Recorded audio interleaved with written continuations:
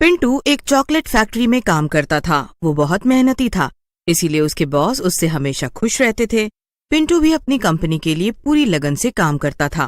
पिंटू, मैं तुमसे बहुत खुश हूँ। जब से तुमने हमारी फैक्ट्री में काम करना शुरू किया है, हमें 2 गुना फायदा होने लगा है। मुझे तो लगता है तुम हमारे लिए लकी हो। अरे नहीं सर, ऐसा कुछ नहीं। मैं तो सिर्फ अपना काम करता हूँ। हाँ हाँ, वो सब ठीक है, पर मेरे पास तुम्हारे लिए एक खुशखबरी है। कैसी खुशखबरी सर? मैं तुम्हारी सैलरी बढ़ा रहा हूँ। मैंने सुना है तुम बहुत समय से अपना घर लेना चाहते थे। अब तुम जल्दी ही अपना घर ले पाओगे। ये सुनकर पिंटू की खुशी का ठिकाना ही नहीं रहा। वो जल्दी से अपने घर चला जाता है और अपनी पत्नी सीमा से कहता है, सीमा, एक बहुत अच्छी खुशखबरी है। अच्छा, और वो क्या? आज तुम्हारे बॉस ने फिर से तुम्हारी तारीफ करी क्या? नहीं नहीं, उससे भी बड़ी खुशखबरी। अब हमें इस किराए के मकान में नहीं रहना पड़ेगा। हम कब से अपना खुद का घर लेना चाहते थे ना। बस कुछ समय और फिर हम अपने खुद के घर में रहेंगे, ना कि किसी किराए के घर में। क्या? सच? मगर कैसे? पिंटू सीमा को सारी बात बताता है और सीमा को भी ये सुनकर बहुत खुशी होती है। दोनों डिनर करते हैं और सो जाते हैं, पर उन दोनों को नहीं पता था कि उसी फैक्ट्री के कुछ लोग पिंटू से बहुत जलते थे।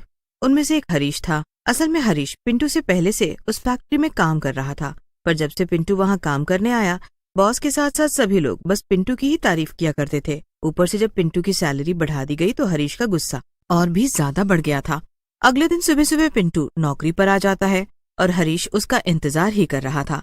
हरीश पिंटू के पास एक मिठाई का डब्बा लेकर आता है और उससे कहता है, पिंटू भैया, ये लो मिठाई का डब्बा। मेरी बेटी की शादी तय हो गई है। मैं सबसे पहले मिठाई तुम्हारे लिए ही लाया हूँ। तुम इतने खास जो हो मेरे लिए।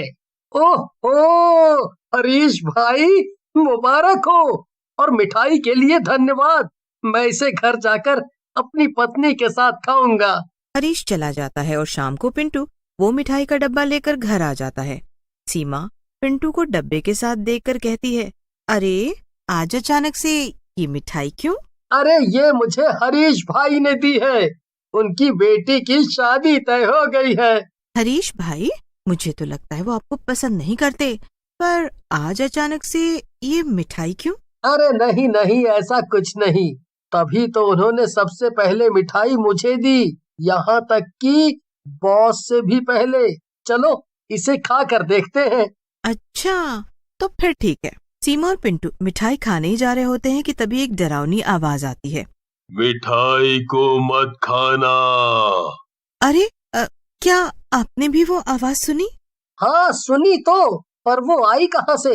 लगता है हमारे घर में कोई घुस आया है। तभी वो आवाज दोबारा आती है, मिठाई को मत खाना। दोनों इधर उधर देखने लगते हैं। तभी सीमा की नजर पर्दे पर पड़ती है। वहाँ पर्दे के पीछे कोई खड़ा था। सीमा डरते हुए पिंटू से कहती है, पिंटू, वहाँ पर्दे के पीछे कोई खड़ा है, देखो। जब पिंटू उधर देखता है तो वो भी डर जाता है। कौन है वहाँ? बाहर आओ, वरना हम पुलिस को बुला लेंगे। जल्दी बाहर आओ। पिंटू के इतने कहने पर वहाँ जो भी खड़ा था वो पर्दे से निकलकर बाहर आ जाता है। पिंटू और सीमा उसे देखकर बेहद डर जाते हैं, क्योंकि वो एक बहुत ही डरावना सा भूत था। उसकी आंखें एकदम लाल थी और उसके पैर भी उल्टे थे। हे भगवान, ये तो एक भूत है। पिंटू, जल्दी से यहाँ भागते हैं, इससे पहले कि वो हमें खत्म कर दे। चलो जल्दी भागो। पिंटू और सीमा भागते, उससे पहले वो भूत अपनी डरावनी आवाज में कहता है, रुक जाओ तुम दोनों। मैं यहाँ तुम्हें नुकसान पहुँचाने नहीं, बल्कि तुम्हें बचाने आया हूँ। उस मिठाई में जहर है। क्या? जहर इसमें? पर कैसे? भला हरीश मुझे जहर वाली मिठाई क्यों देगा? नहीं, ये सच नहीं हो सकता। अगर नहीं मानते तो खुद इसे खाकर देख लो। मैं कई सालों से उस चॉकलेट फैक्ट्री में भटक रहा था, क्योंकि मैं भी एक समय पर वहाँ काम किया करता था। पर एक हादसे में मेरी मौत हो गई। मुझे अपने काम से बहुत प्यार था, इसीलिए मैं उस फैक्ट्री में भूत बनकर भटकने लगा। आज सुबह भी मैं वहाँ था जब मैंने हरीश को मिठाई में जहर मिलाते हुए और फिर तुम्हें देते हुए हे भगवान, मुझे तो लगा ही था, मैं यही सोच रही थी कि भला ये हरीश आज अचानक से अच्छा कैसे हो गया। हमेशा तो तुमसे लड़ता रहता था। पिंटू उस भूत से कहता है, पर मुझे एक बात समझ नहीं आ रही कि तुमने भूत होकर मेरी मदद क्यों की। मुझे तो लगा था सब भूत बुरे होते हैं। जब मैं उस फैक्ट्री में काम करता था तब मेरे भी कई दोस्त थे, पर फिर मेरी मौत हो गई।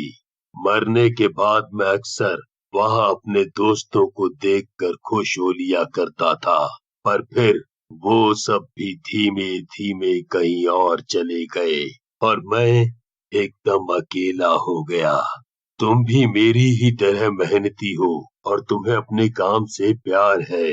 मुझे बस तुम्हारे लिए बुरा लगा, इसीलिए मैंने तुम्हारी मदद की। तुम्हारा बहुत बहुत शुक्रिया भूत। और हाँ, आज से हम दोस्त हैं।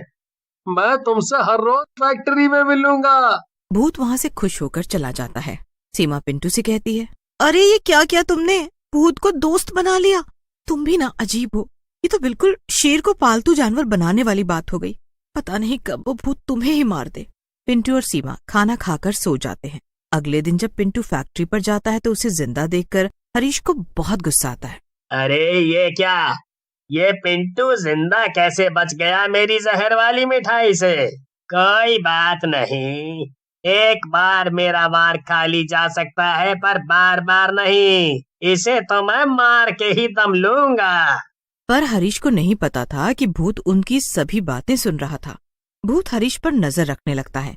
हरीश जाता है, चुपके से फैक्ट्री में बनने वाली कुछ महंगी चॉकलेट्स चुराकर पिंटू के बैग में रख देता है। मैं इतने साल से थोड़ी थोड़ी चॉकलेट चोरी करके घर ले जाता था, पर यहाँ पर किसी को पता नहीं चला कि वो चॉकलेट चोर है कौन।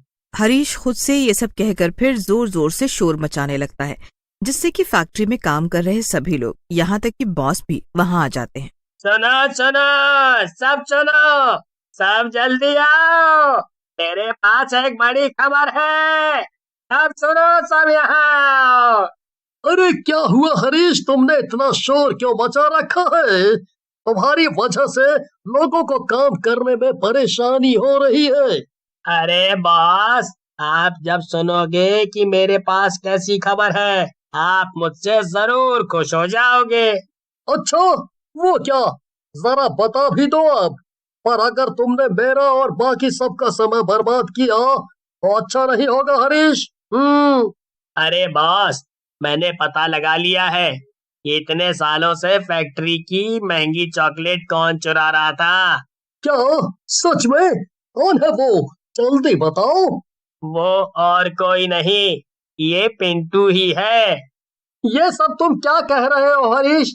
तुम्हारा दिमाग तो ठीक है, मैं भला चॉकलेट क्यों चुराऊंगा? हो हरीश, तुम पागल हो गए हो क्या? मुझे पिंटू पर पूरा भरोसा है, जरूर तुम्हें कोई गलतफहमी हुई है। पिंटू अपना बैग ले आता है और सबके सामने उसे खोलने लगता है। तभी पिंटू के पीछे वही भूत आ जाता है और वो पिंटू के कान में कहता है, पिंटू, मेरी बात ध्यान से सुनो। इस हरीश ने तुम्हें फंसाने के लिए सच में तुम्हारे बैग में चॉकलेट डाली थी, पर मैंने उसे हटाकर इस हरीश के बैग में ही डाल दिया है। सब लोग पिंटू का बैग देखते हैं पर उसमें कुछ भी नहीं निकलता। बॉस को हरीश पर बहुत गुस्सा।